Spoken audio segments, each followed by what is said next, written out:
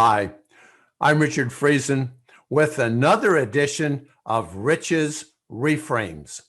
So, what are we going to reframe today? Well, I'm going to suggest we completely reframe our election process. And there is a reason for this. Our founding fathers fully understand man's fallibility. They understood our biases, our greed, our nature.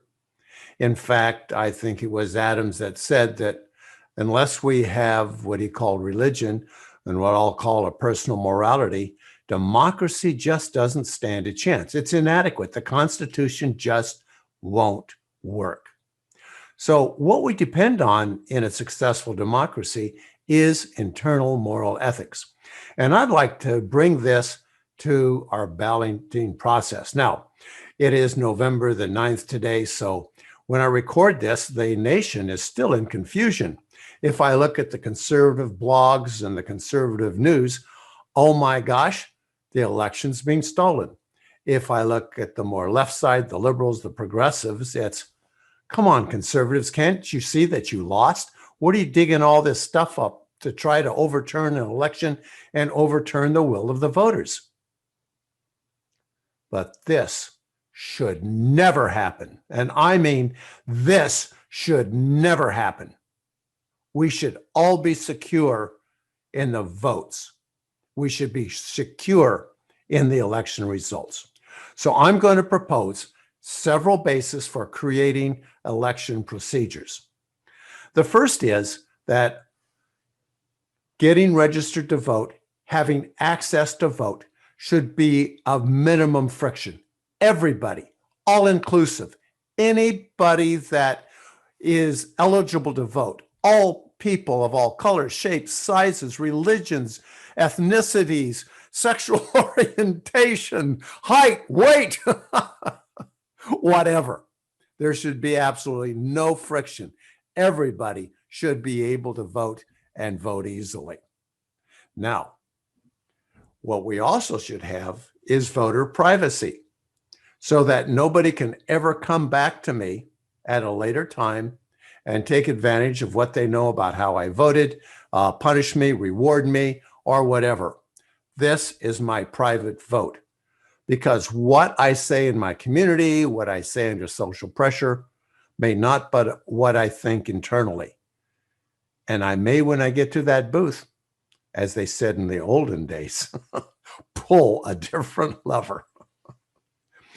Next, and I think we can all agree on this, that it should only allow registered permitted voters to vote. In other words, we shouldn't have votes from people who are underage or are not citizens, people who have moved or haven't registered, people who live in a different place shouldn't vote in local elections where they don't belong. I think we can all agree on that. Now, there's going to be some disagreement about that, and I'll tell you in a minute why I think there is that disagreement. Next, all voters should be able to track their votes. Yes, that means they should be able to track their votes. So I can go in and I can see that I voted. I can see how I voted, and I can see that my vote has been registered with some sort of number or code. Now, votes can be audited then. Once we get the election over with, all the data and the algorithms should either be public or anybody can access the data and analyze it and look for totals. Now, of course, this has to take care of privacy issues so that you can't invade anybody's privacy. But how the votes are totaled, how the software works, the algorithms, and everything like that, that ought to be open so either anybody can do it, or as Scott Adams has said, maybe we could have 3 competing firms all do the number crunching, and if they don't agree, then we can look into it. Another basic rule should be that fraud ballots, people trying to create election fraud, they should be easily discoverable and severely punished. Now, one thing I really support, although it's not as critical, is having everybody vote at the same time. I have a blog on that. And I think there's really value, like going to a sporting event where we're all cheering at once, or going to a concert where we're cheering at once. As Americans, when we see ourselves going to the voting booth and doing it all at once, I think there's a real bonding effect there, even if you're voting for different parties or different referendums. So I'd like to see maybe the dates just 2 or 3 days before the election, so it spreads it out so there's not as much congestion. And I believe that we should be able to make it so, there's a minimum wait in lines and everybody should access to a fairly close polling place. That way we can all vote together and we can all be Americans. And what does this produce? It means that voting results can be issued, let's say, within 12 or 24 hours. And everyone knows they're secure. Whew. My gosh, look at the anguish our country is going through. And now I'm going to tell you the secret why we are going through this anguish. The founding fathers, as I said earlier, really understood our basic flaws as human beings. And as a result, they created a legislative branch, an executive branch, and a judicial branch, the Supreme Court. They understood that as human beings individually and in small groups, sometimes we're not very nice. But by dividing the power of the government into 3 separate branches, their hope was that our failures as humanity could be balanced and overcome with time and caution.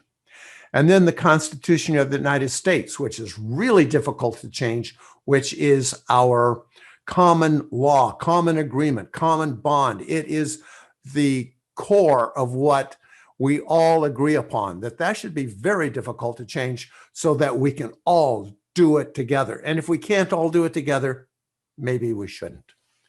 So now the secret. Why is there such a battle over creating completely transparent, honest elections? Why? Because there are people and factors that want to move the election officials from just vote counters to legislators.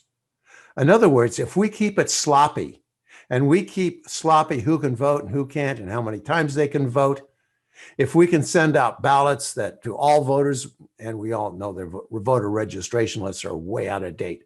If we can keep it sloppy, then the election officials can have to make decisions. They have to decide who gets to vote and who doesn't. So in effect, they become a legislative branch. And if we look at some pressure to turn the Supreme Court into a legislative branch, then all of a sudden, we've got legislative branches everywhere. And that balance that our forefathers really took care to create is gone. So in theory, nobody should be against these precepts and rules I just created unless they want to create a separate legislative branch, a separate power branch in the election officials. Then they're going to fight this all the way.